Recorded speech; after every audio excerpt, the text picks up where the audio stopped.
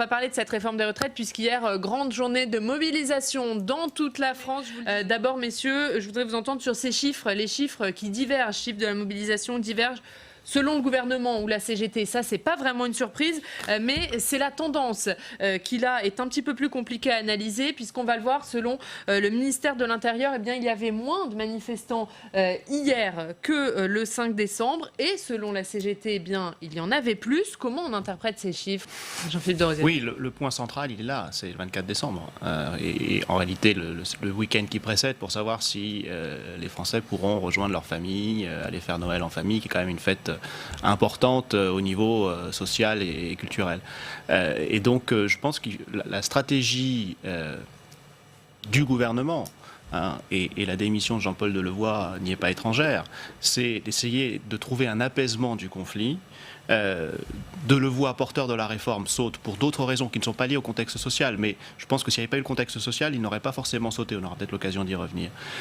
Donc là déjà, un fusible s'en va, on nomme un technicien pour porter le dossier, il y a un autre politique qui va mener les négociations, il y a la question de l'âge pivot qui reste centrale, qui peut être un point de négociation justement sur lequel le gouvernement pourrait céder.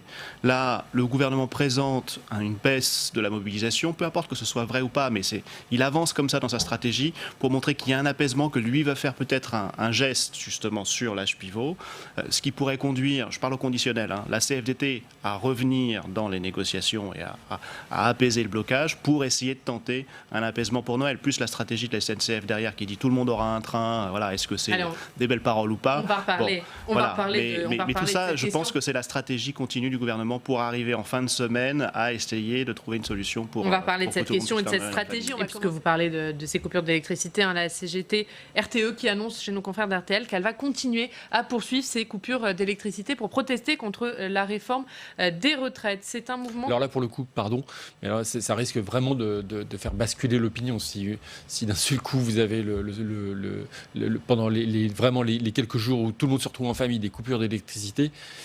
C'est un jeu dangereux. J'entends bien la détermination des syndicalistes de RTE, mais il faut qu'ils fassent vraiment attention parce que là, pour le coup, ils peuvent toucher vraiment fort à l'opinion. Et là, ça peut basculer? Oui, ça peut basculer à tout moment, en fait.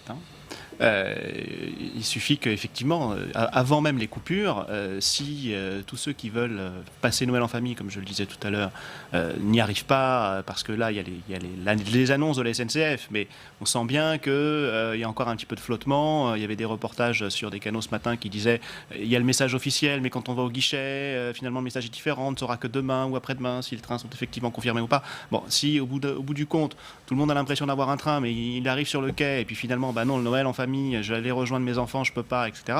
Là, ça peut basculer. Si au-delà de ça, effectivement, on peut pas faire cuire son repas de Noël parce qu'il n'y a plus d'électricité, ça peut susciter un certain nombre de colères. D'un autre côté, il y a le fait aussi que, mécaniquement, dans la période qu'on appelle la trêve des confiseurs, beaucoup de Français sont en vacances, et donc, mécaniquement, le conflit social s'apaise parce qu'ils sont occupés à faire d'autres choses. Le gouvernement peut en profiter pour dire, voilà, à ce moment-là,